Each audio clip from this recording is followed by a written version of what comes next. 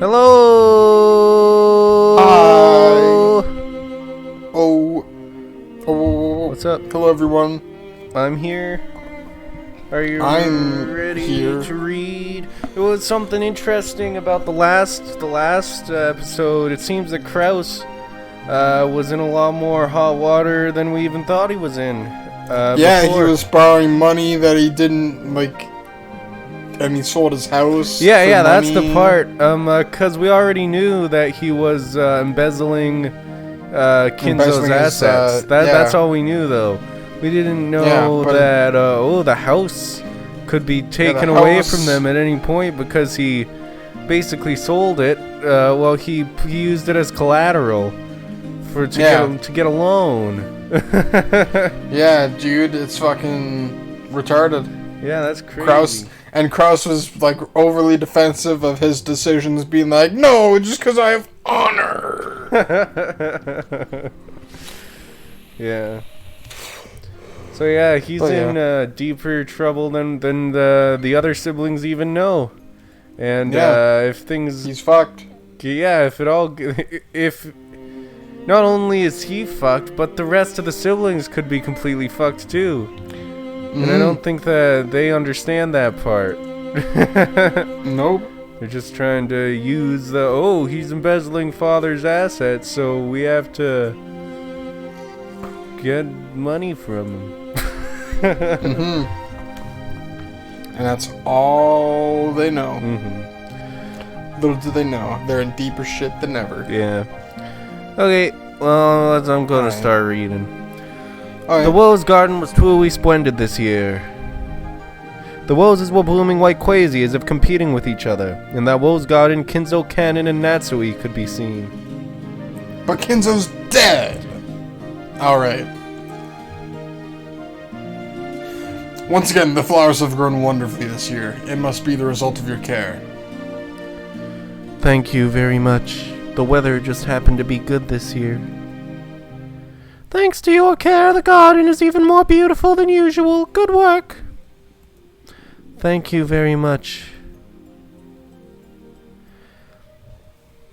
If today weren't so special, we might have been able to admire the roses while enjoying some black tea. Kinzo shrugged. Today was the family conference. When it came to the other siblings' businesses, none of the news had been good. On the contrary, those siblings probably planned to turn the conversation to the topic of Kinzo's remaining wife and hold a quiet feud over the inheritance. Those people are quite unpleasant. By the way, what about Kraus? Is that debt repayment plan on his proceeding well? It does seem to be a realistic plan. However, it's a plan on quite a large scale, and it doesn't seem to be bearing fruit quite as well as he expected. If possible, I would have hoped to have that resolved before today's family conference. Yes, my apologies. Are you sure you're okay, Kinzo, casually walking around in a place like that? How had she gotten up there? Well, it's fairly pointless to wonder about that sort of thing when you're dealing with a witch. Beatrice was casually sitting on the roof of the arbor, almost as though she had been basking in the sun. Those relatives are like a massive lump of the magic-resisting toxin, and they'll be intruding in on us. If you bump into them, your soul will evaporate in an instant. I am already dead. Evaporating would be no detriment. We can't have that happen. Please, for the sake of the Ushiromiya family, lend us your strength just a little longer. Natsui, it seems the boat carrying the relatives has left the arbor. Perhaps it's about time to bring an end to this walk of yours. Is that so? Thank you. Please return to the study, Father. My. How tiresome to go back inside when the weather is this perfect. Don't grumble, Kinzo. Right now you're nothing more than a ghost I gave life to. It'll be troublesome for both me and Natsui if you're scattered away by the toxin. Just be a good boy, shut yourself away in the study and wrap a blanket around yourself or something.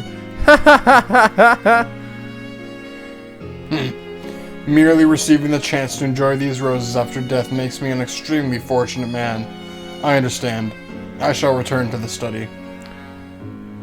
But I would like some black tea. Kanon, tell Genji to bring me some. Perhaps some Marco Polo would do well today. Certainly. Then let us go our separate ways. Natsui, you must conduct the family conference splendidly in my absence. Of course, Father. He can't say it in front of them, but my husband is already the Ushiromiya family head, and I will do all I can to ensure that I do not embarrass him as his wife. Compared to Kroos, who's had a stomachache since this morning, you are so very composed, Natsui. My son is quite hopeless. My husband is talented in his own way. Supporting him where he's weak is my duty as his wife. Indeed. Carry your task with precision. I will make sure to stay shut away so that I don't get in the way of this farce. Ganon, go with Father to the study, and then have Genji prepare some black tea. I'm not so senile that I need your help to stand up. Here I go. Refusing Kanon's attempt to lend him a hand, Kinzo rose from the flower bed he had been sitting on. The retired head left everything in Natsui's hands and returned to the study at a gentle pace.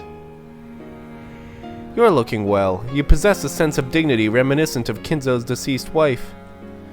On the off chance that the magic-resisting toxin does reach Father, will the magic dissolve in an instant? Indeed. In the blink of an eye, I can vanish whenever I please, but if someone already dead such as Kinzo loses his form, he'll be instantly tossed away like dust by the winds of the sun. You must take care. Yes, I understand. You may have talent as a witch. The magic-resisting toxin has been building up in your system over the years, and yet you are still able to understand magic. If you and I had met during your youth, you might have become a powerful witch by now. I am the wife of Ushiromiya Kraus, the family head. I would become even a witch or a demon to protect his honor. I am deeply grateful for the power of your magic. I wouldn't have been able to protect the honor of the Ushiromiya family without you. Let's discuss that at another time. I'd like to enjoy it with just the two of us women drinking tea. A friend of mine who went to Sri Lanka sent me some black tea with a wonderful rose fragrance. Oh, you mean Dimbula? That isn't bad. Then you should also have some patis on the side. You must serve me some as a reward if I manage to trick everyone for this entire family conference. It's a promise. Understood. I promise. And I'll see you later. Yes, later. The witch made her body crumble into the rustling winds, became gold flower petals, and scattered into thin air. Natsui watched her go, then turned on her heels and headed for the mansion. And then there were none. That's cool. Yeah. You know, and then there were none? Yeah, it's Agatha Christie, right? Yeah, it's the... This Umineko is heavily inspired by And Then There Were None, that book. Yeah, so that's gotta be a reference It's there. a reference. And then there were none left in the rose garden.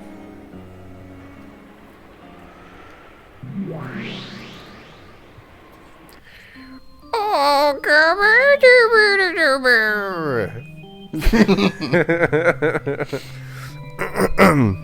Okay then, it's break time. Got any complaints so far? None at all. If you have to pee, why not just go and do it? What a rude thing to say. Kinzo is already dead in red, right? But he's walking around and talking, isn't he? Doesn't that mean this is magic? Of course, I doubt this move would work on you after all this time, Burn. But what about you, Battler? Isn't this weird? Don't you have to accept the existence of the magic that revived Kinzo? If you're trying to imitate Byato, it's pissing me off, so stop it right now. Figured it out? Then come on, how are you gonna answer, Battler? Kinzo was just out for a stroll. Why not act like you always do and start holding your head crying? This makes no sense. Come on, use that old "it's all useless" catchphrase and then give me one of your classic nonsensical counter-arguments. There's no way a human who's supposed to be dead could be walking around, right? Is this all because of some unknown virus called the Rockenjima syndrome that causes mass delusions? That's funny. That's a reference to Higurashi. Yeah. Mm-hmm. I remember Higurashi. Or do the scales of a mysterious form of butterfly that only lives on Rockenjima happen to be hallucinogenic? Or is it all because a mysterious secret organization called the Mountain Dogs made an as of yet undiscovered drug called Piru Pico Puyo, which causes mass delusions? Jesus. Those are some pretty good theories. Yeah, it's awesome. Very creative. Mm-hmm. Let me hear tons of this wonderful crap.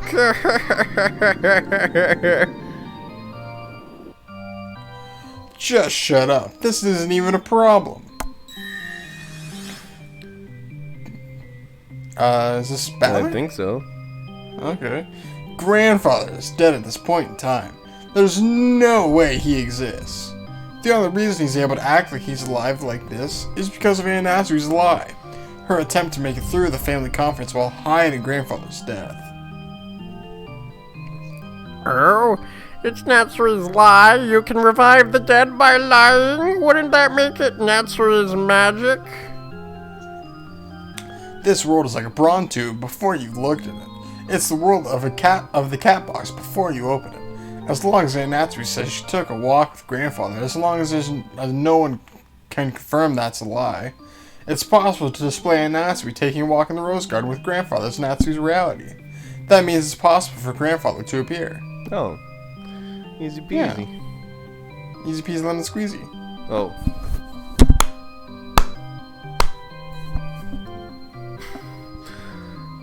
Did you hear that? I clapped. Yeah, I heard that clap. This is good. Yeah, This is a nice touch. there we go. That extremely unflattering applause was coming from Berncastel. Bravo! You're much calmer without Beato around. Quiet.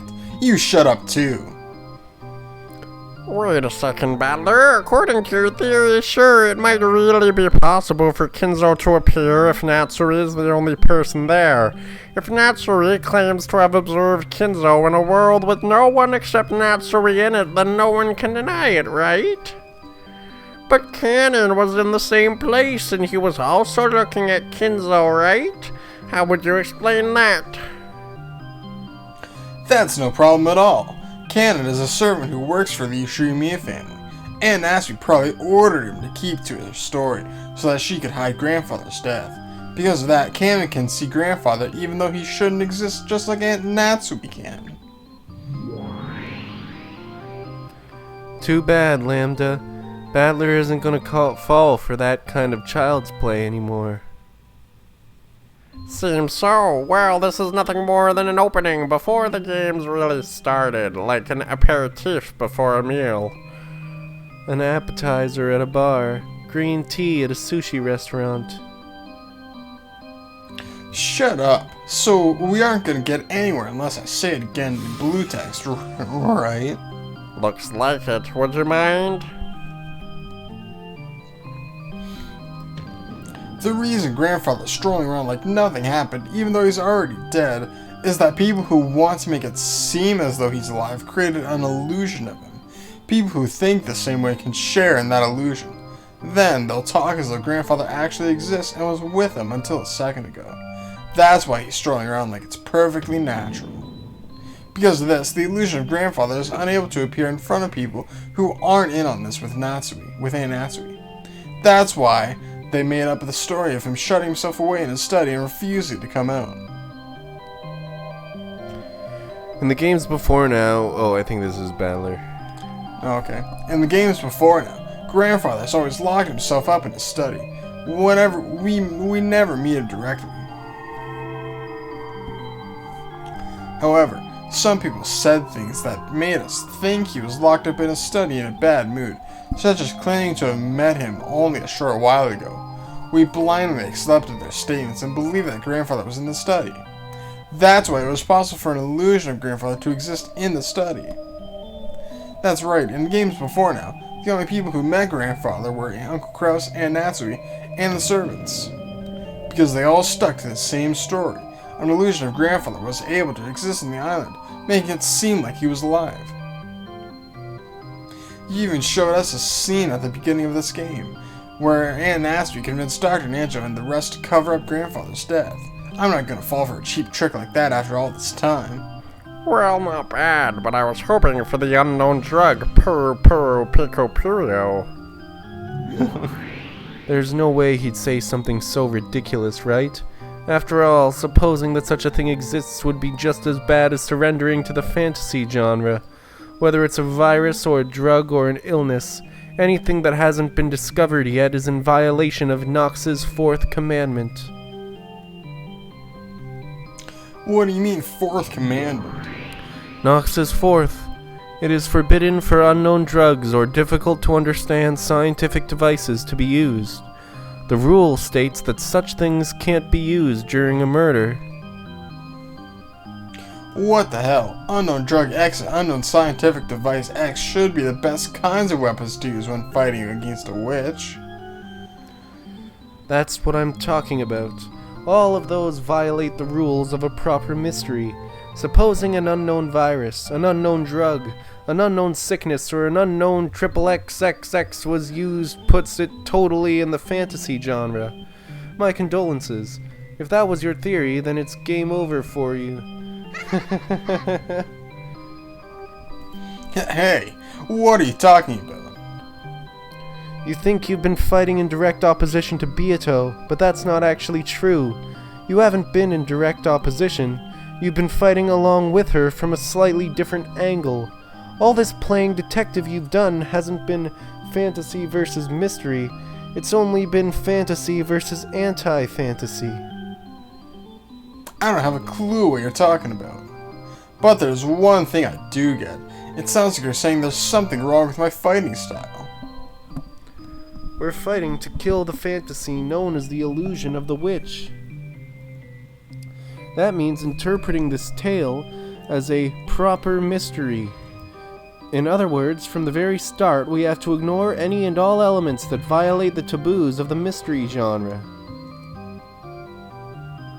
Ignore, you say? For example, several closed-room murders have occurred in the games before now, right? Yeah. At every single crime scene, you enthusiastically check with Beato to make sure there are no hidden doors, right?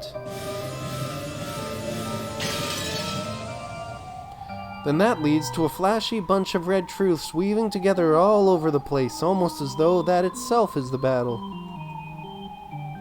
I call that a waste of time. After all, it's clearly specified in Nox's third. It is forbidden for hidden passages to exist. In the mystery genre, hidden passages mustn't exist. So, if you want to interpret everything as a proper mystery, entering this whole debate over whether there are hidden doors or not means you've lost from the beginning, see? After all, there aren't any. As soon as you suspect that they might exist, it's already game over for you.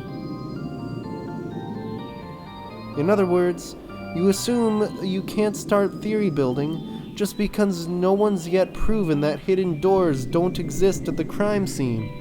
That's why I call you naive and a failure at the mystery genre. You've already lost once you start thinking that. You thought you were waging a fight to interpret everything like a mystery novel, right? Then you've got to follow the conventions of the mystery genre.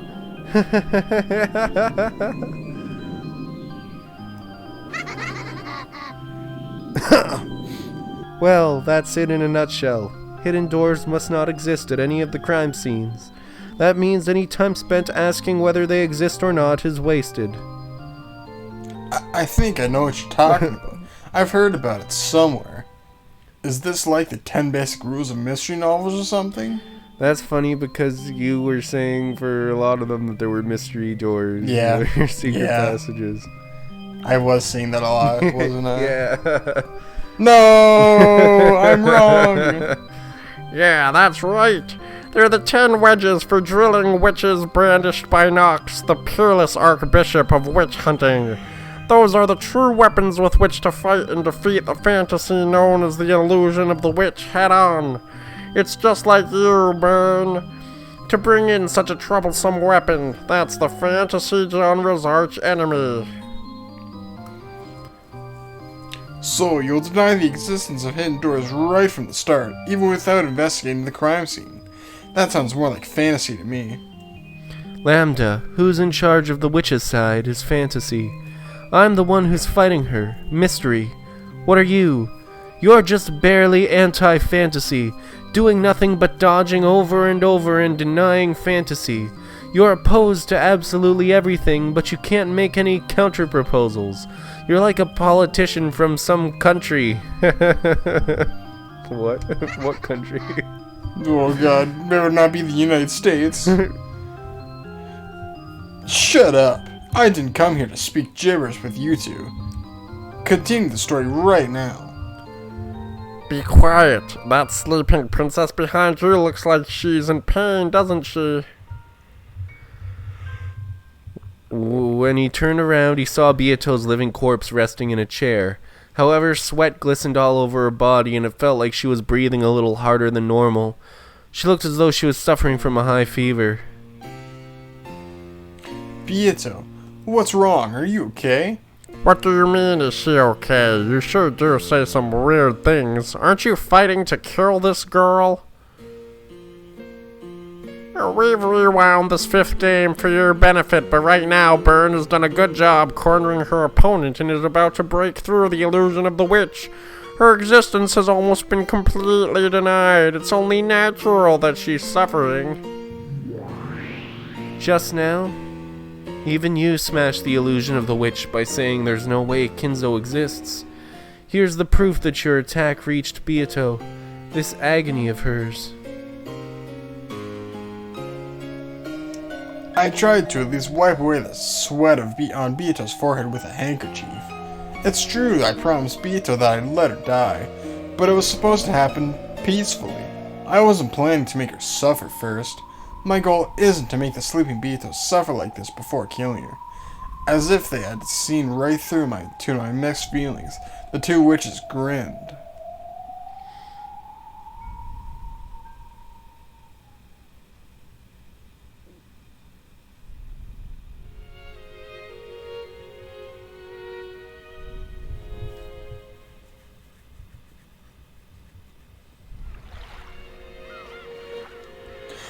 Dad only overheard you because you kept yelling about the inheritance, right, Anaki? It isn't my fault, it was just an unlucky coincidence, okay? He just happened to be in the corridor and heard. It was an accident, I tell you, an accident. Could you two give it a rest? Just call it our bad luck this time and give it up. If you leave a man alone, his mood will pop right back to normal. Hopefully Father's feelings weren't hurt so much that he writes up some strange will. The relatives took a deep breath and fell silent. Hey, you can't just jump around either, Maria. What do you do if Anji falls? Sorry to keep you waiting. The boat is ready. Okay, let's go. Won't get anywhere by complaining now. We eagerly await your return to this island.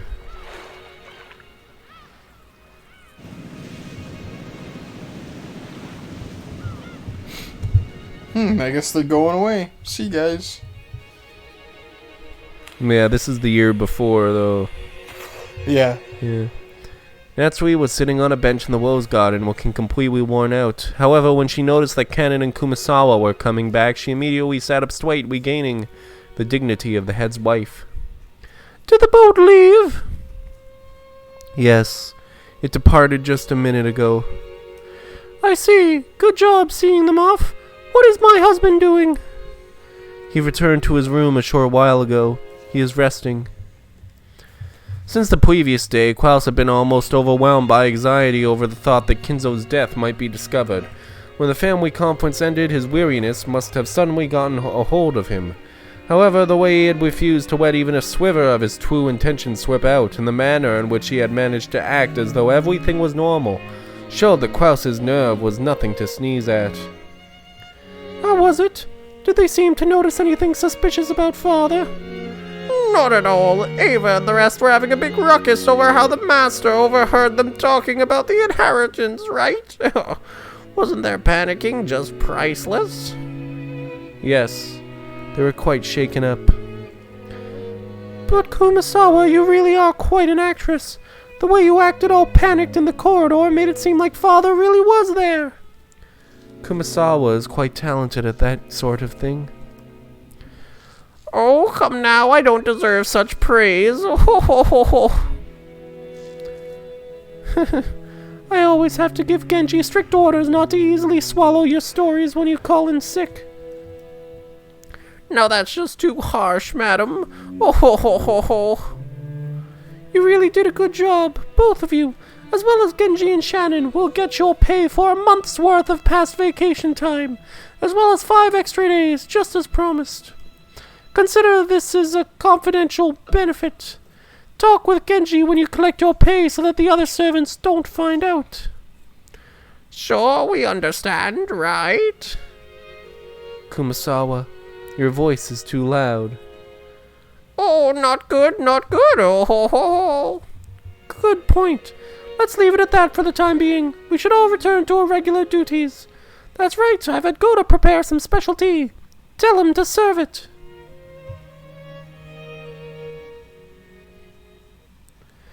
Special tea. Ayahuasca. Whoa, drink that shit up. Natsui let them know she wanted to be left alone for a while so she could drink some black tea in the rose garden. The black tea that had been carried all the way to the bench was the Swiwankan tea, Dimbula, that she had promised Beato, along with some patties. Sitting on either side of the snack, staring at it curiously, the wife of the head and her witch could be seen. So this is patties. I just assumed it would be some kind of baked sweet. Apparently Natsui, not realizing that it had a curry-like spicy flavor, had started choking after putting it in her mouth.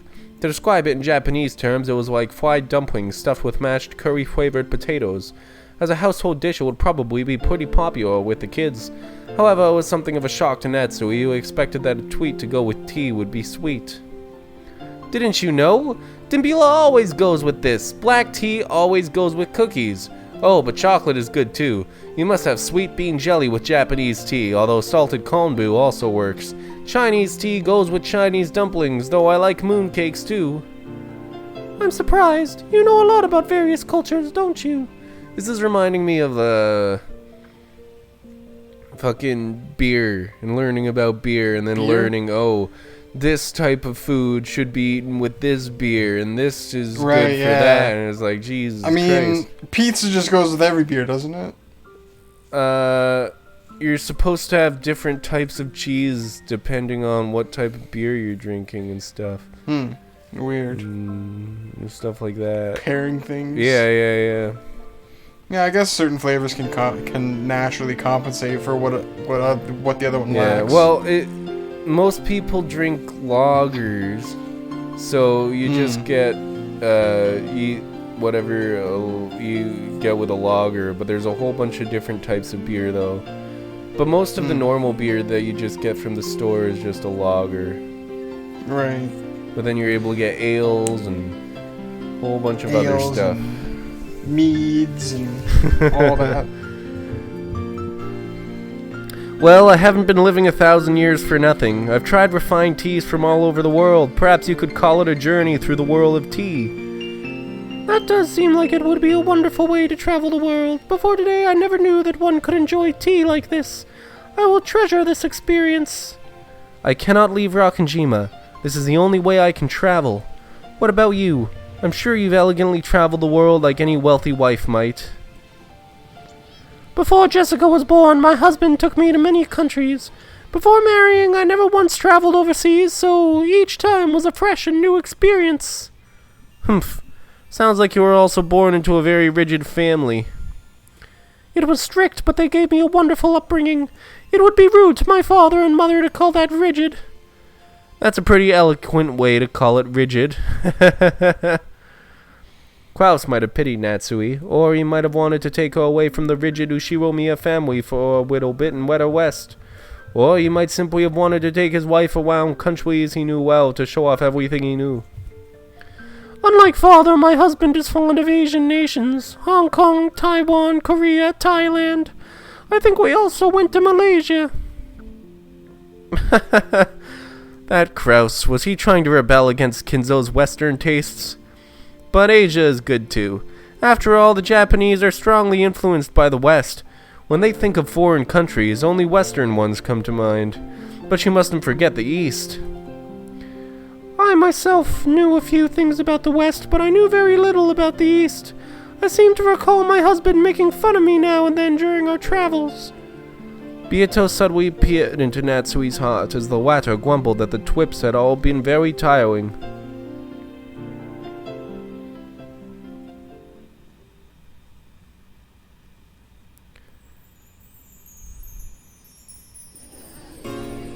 Are you listening? This is called an arecanut. It's a popular luxury food item around here. It looked like a small round gourd-like nut that had been smashed with cucumber wedged in it. At a glance it looked as though it would probably taste like pickles. I see. So I just bite it here? As she tried to bite the one her husband was holding, he suddenly moved it away. It felt kind of embarrassing, like she was a fish after some bait. Well, wait up. You have to eat it a certain way. Yes, you are supposed to bite it. Bite it, chew it, but don't swallow it. Huh? Even though you bite and chew it, you can't swallow it? Yes. Bite and chew, don't swallow, and don't drink the juice. It'll make your stomach hurt. I don't understand. Why would you eat something like that? Think of it as something like gum. Chew it and enjoy the flavor. Then take the scraps you've bitten and the juice and spit it out into the paper cup like this. Dear, the inside of your mouth is bright red. Wipe it off, wipe it off. Eek! Even her favorite handkerchief, which she had wiped Klaus's mouth with, had a bright red marks on it. Something that's poisonous if eaten or drunk, and it makes the inside of your mouth so bright red, and having to spit something out after you put it in your mouth. How indecent. Thinking this, Natsui adamantly refused Klaus's invitation. No way, I don't need any. This is a cross-cultural experience. What's the point of traveling if we don't do things that can only be done here? Klaus kept chewing, ignoring the fact that even his lips were being colored bright red. Father likes these too. He must have ordered them long ago because he used to chew away at them on the mansion's terrace. Although it seems he stopped ever since you arrived. Look here, Father, the person you respect even more than me enjoys these all the time. Look, don't be shy, take some. No, stop it, dear. During travel, Klaus had the innocence of a child. He didn't even conceal his jealousy of the respect Natsui normally gave Kinzo. Just being able to see that side of her husband made traveling all the way to another country worthwhile. Klaus urged her even harder to bite it, but Natsui, undaunted, ran from place to place and finally yelled that he was being too pushy. Klaus was miffed the whole bus ride. What a child to let a little thing like this get him down, Natsui thought exasperatedly. Then a native tour guide in the bus took out one of those areca nuts and started explaining about it. It had apparently been a beloved luxury item in these parts since ancient times, similar to tobacco. Just like in Natsui's case, it was starting to be disliked by young people and was becoming obsolete. Furthermore, it was treated as a good luck charm in this area and was known as a symbol for couples. Aww. She looked at her husband's face. He turned away abruptly, but it looked like his cheeks had gotten a little red.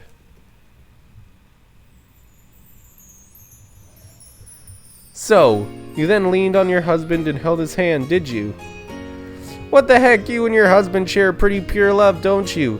Did you get all fired up, like that night?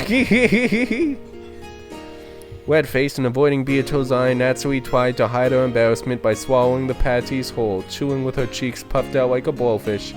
Biyato said, "Yep, this is the best snack anyone could have with tea," and nodded several times, a broad smile on her face.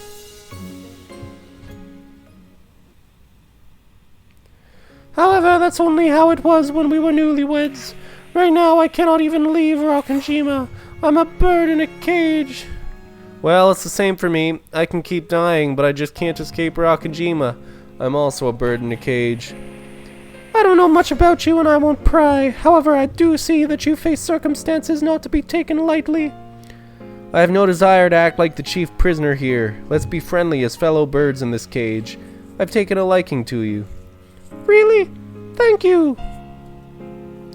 The instructions and orders you gave the servants for this family conference were superb. You took everything from where Kinzo would be and when, what he did and what he left behind, and put it all together splendidly without any contradictions. That detailed written plan of yours had the same beauty as a high-level magic circle.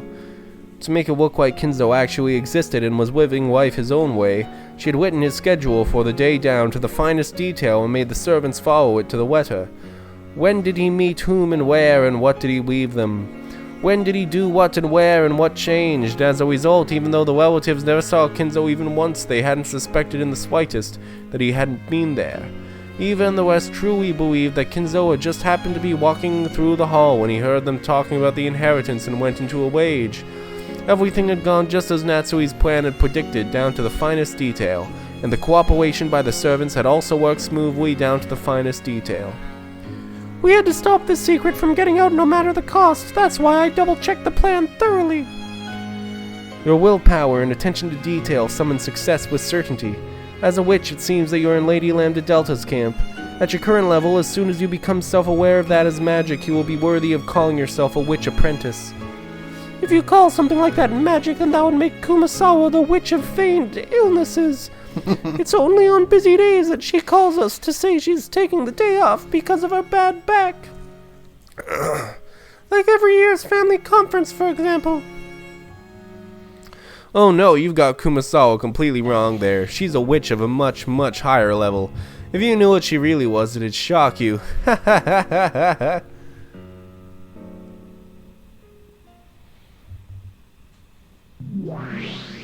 Watching these two of their pleasant chat was another pair with steam rising from their black tea. However, this second pair was in a world that the first couldn't see, where golden roses bloomed. Ronovate was kind enough to make us some of that dimula tea too. It felt as though Beato muttered something. For the first time, it felt as though something had gotten through to her. Surely she had taken an interest in the black tea and felt like drinking it. Thinking this, Battler took Beato's cup in her hand, making her hold the cup.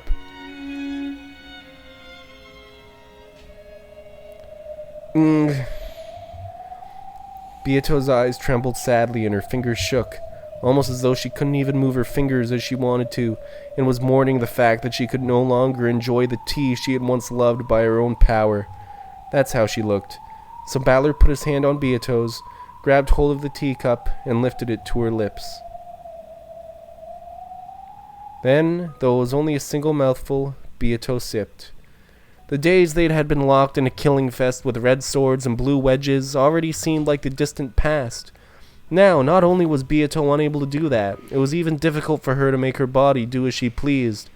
Even just drinking a mouthful of black tea like this was hard.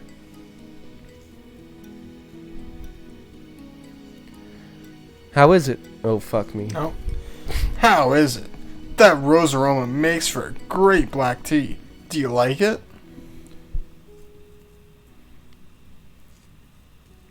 Of course. Beato didn't respond. What happened to you? Is this another strategy? Are you pretending to be in a slump so you can shock me later? If that's what you're after, the same trick won't work again, so give it a rest. I can't get fired up with you like this. Hey, isn't it about time for you to start laughing loudly, saying "caught you dumbass" or something? Any kind of joke stops being funny if you drag it out too much, especially if it's a rehash. Laugh, just like you're cackling over there as you drink with Aunt Natsui.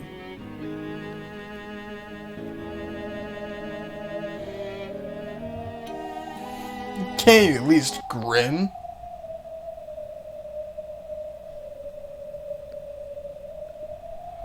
Who the hell is saying that? I don't know. Never again. Never again, you shall ever laugh again. Oh, it's that one. Those sudden words were exceedingly cruel. Oh, sir. Never again. This child will never laugh again. How can you say that for sure? Don't you try to take Beato's right to laugh away from her? Oh, should I say it in red then? I shook my head furiously. Then, with an expression that didn't reveal her thoughts in the slightest, Berncastle spoke while looking at Beato's face, and the word she used was completely incomprehensible to me. Congratulations. Huh. For what?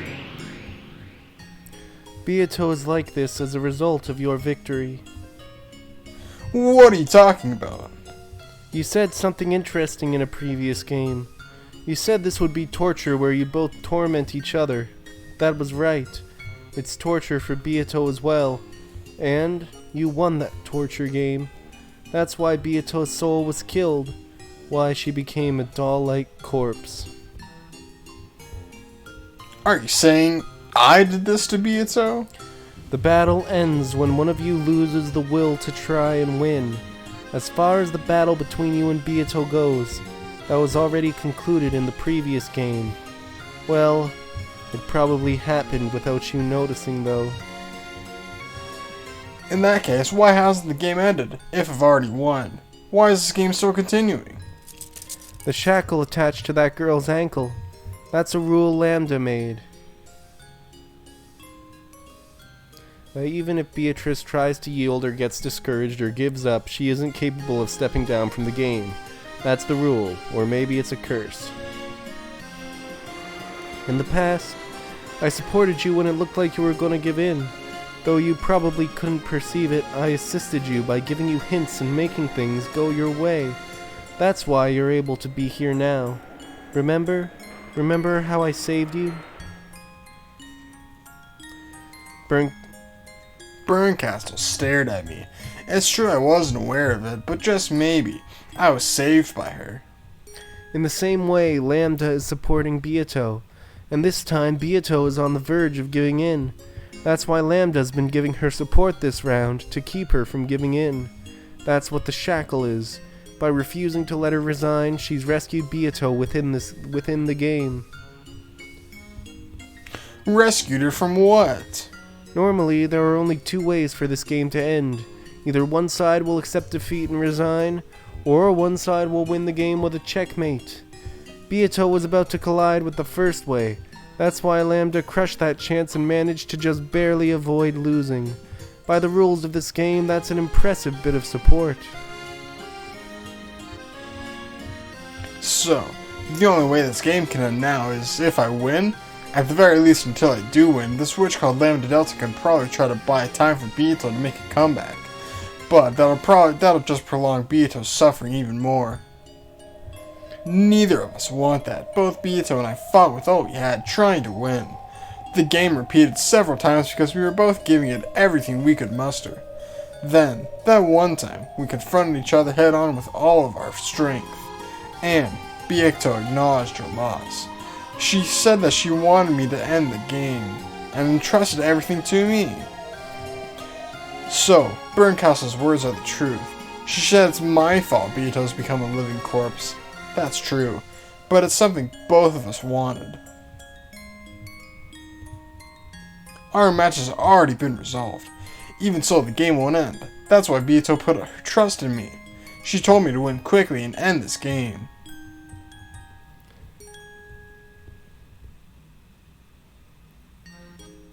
Now that the game has been resolved, letting it continue any further means endless torture for Beato.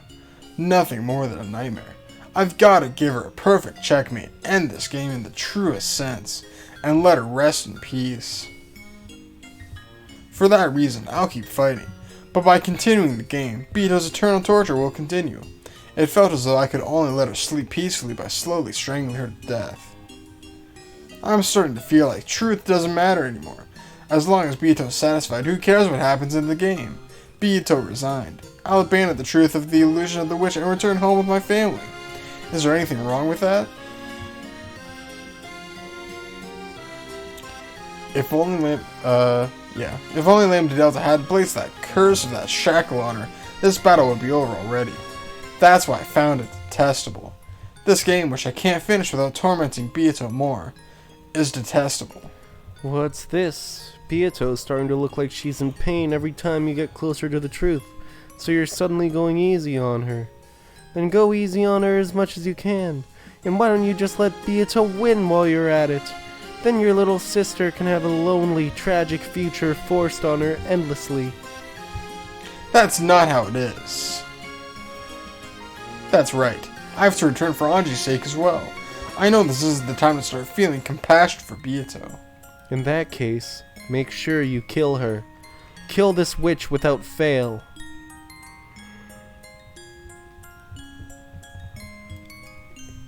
Even though Beato's right there, Burncastle spoke without holding back. Your goal is to kill this woman. In the last game, you said it at Beato's request. You said, "I'll kill you." Yeah, that may be true, but that doesn't mean you get to complain about it. Did you know, when you tear one of your fingernails out, it's better to do it in one go. Pulling it out like you do, timidly twisting and slow, hurts much, much more. What you're doing sounds much more like torture to me. If you have any compassion, kill her all at once. That's how killing works.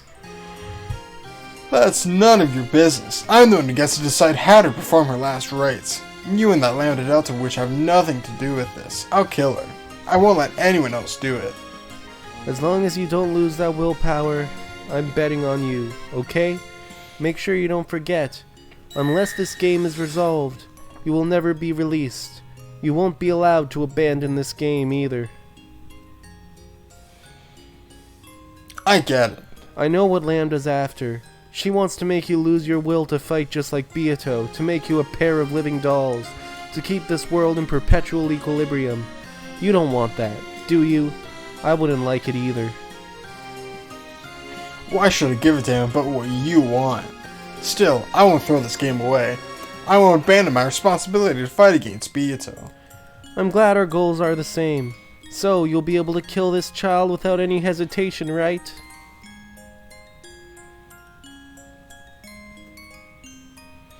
That's right. I have no way of knowing whether those words erased her, eased her pain, or hurt her, but I can tell by the dull tingling in my chest that I surely believe I've hurt her. I have no way of knowing what the silent Beato feels. If I think I've hurt her, does that mean she's actually been hurt? And if I didn't think I hurt her, would that mean no one's gotten hurt because of me?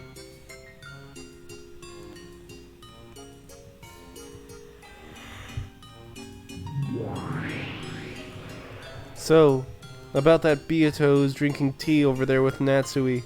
You can handle that, right? Yeah, no problem. It's the same as it was with Kinzo. Beatrice doesn't exist. This is a fake illusion of a witch that Natsui created since she believed she was borrowing a witch's power when she thought up a brilliant plan to overcome hardship. It only looks like they're drinking together because Lambda Delta, who's the game master and the one telling the story, interpreted it that way. If you could stare at this scene without a fragment of love for Natsui, you wouldn't see an illusion like that. That's why, with my eyes, all I can see is Natsui all alone, drinking her tea in silence. Without love, it cannot be seen. Because love is lacking, it cannot be seen. You're looking at a daydream Natsui's showing us. Beatrice doesn't exist there. Beato mumbled softly. It was a small voice that made it sound like she was in pain. The thorn of Burncastle's truth had stabbed into her chest. Yeah, that's probably true. I think your theory is right. But don't say that in front of Beato. It doesn't matter where I say it. This is Beato's world we're in. Also, it's not like I'm protecting Beato. But it's still possible that Natsui really is drinking tea with some unknown person X who calls themselves Beatrice. This scene takes place a year before everything. The number of people on this day has never been shown with the red truth. Sure. Even Lambda hasn't said anything in red about the number of people on Rock and Jima on this day. In that case, it's possible for Aunt Ashley to claim that she really did drink tea with a woman calling herself Beatrice. Just like I can't deny your theory, you can't deny mine.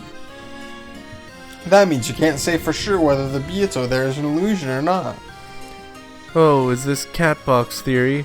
That might have worked on Beato, but it won't work on me. Why not?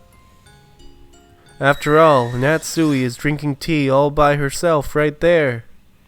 Ooh, using the red. Damn. There was a violent sound of glass breaking, and the Beato, who laughed happily and cracked jokes about Natsui's newlywed years, was erased. A lonely wind blew, and the one person who remained on the bench drinking tea with a tired expression was Aunt Natsui, all by herself. Damn. Beato groaned. Beato groaned. I could see clearly that she was in anguish.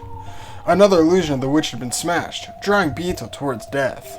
In short, this is what the battle led to let Beato rest in peace is all about. A second ago, Burncastle likened our fight to the torture of tearing fingernails out. If I have to tear them out anyway, then my last bit of compassion towards Beato should be to minimize that pain. In other words, even if I want to minimize her pain, I still have to cause it. I have to accept that look of anguish on her face. And, at the same time, I realize what a merciless thing the red truth was.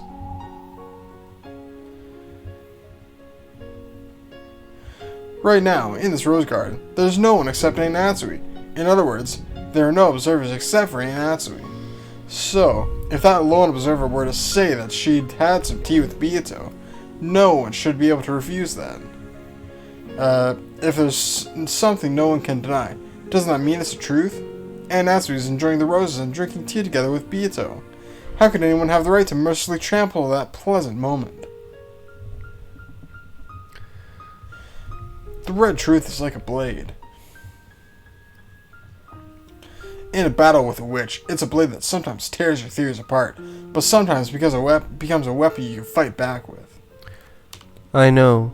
So what? Don't use it without reason. A blade is a tool if you use it when you're supposed to, but it's a weapon if you use it out of malice. Truth enough, Aunt Natsui wasn't really drinking tea with a witch. However, saying that with the red truth probably has nothing to do with our game. Our game is the tale of October 1986. The 2 days of crime gave us more than enough time to injure each other, with our red and blue blades glistening like watermelons. This isn't about the illusion of the witch. It's about Aunt Natsui's privacy. How could anyone have the right to expose that? Do you want to acknowledge that a witch actually existed here and drank tea with Natsui? Weren't you trying to deny the existence of witches? That's right. If we're talking about our game, the 2-day period from October 4th to October 5th in 1986, but I have no desire to question whether or not witches exist outside that game board.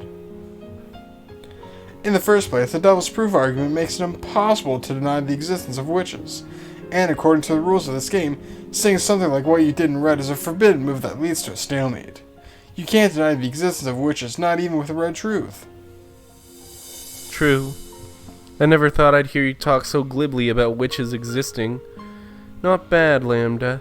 You've done a good job getting Battler stuck between his human culprit theory and the idea that witches existing wouldn't be so bad. She really excels at controlling human hearts.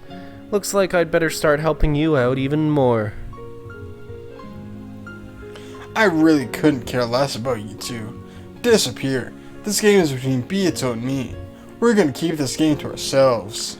No way. What?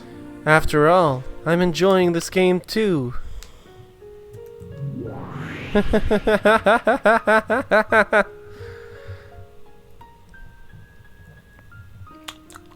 Burncastle disappeared, leaving only that unpleasant laugh behind.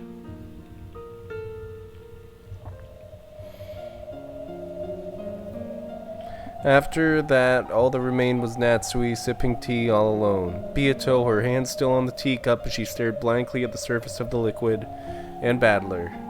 And me. Burncastle, Lambda Delta. Virgilia called them your friends, but you really should choose your friends more carefully. Or wait, they actually make a good match with an ill-natured person like you.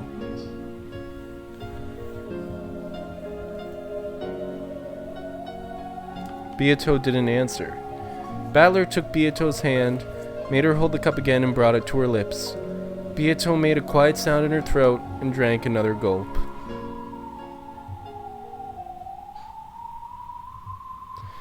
Then Natsui's one-way tea time ended.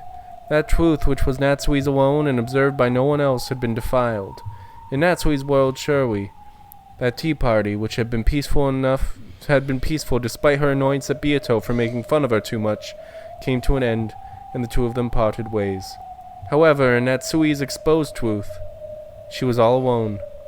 Natsui tottered away. On the bench, only a single person's cup remained. But then who told her about the cookies? Oh, maybe she just knew. This just brings up more questions, though. How does she know about him? I don't know. You don't know what she knows. People know lots of crazy shit. They don't even fucking realize that they know it. Has to be represented in a different way. Alright. Well, is that the end of this episode? Yeah, do you have anything that you want to say? It's a weird. I don't like how Burncastle was just like, nope, no witches, nope, no more. But I guess this is the answers arc, so I guess it makes sense. Oh yeah, it's like, yeah, no witches. All the answers. All the answers, yes. Finally. I want to understand. Yes. Okay. Well, goodbye, everybody. Goodbye. Friday. Yep. Bye.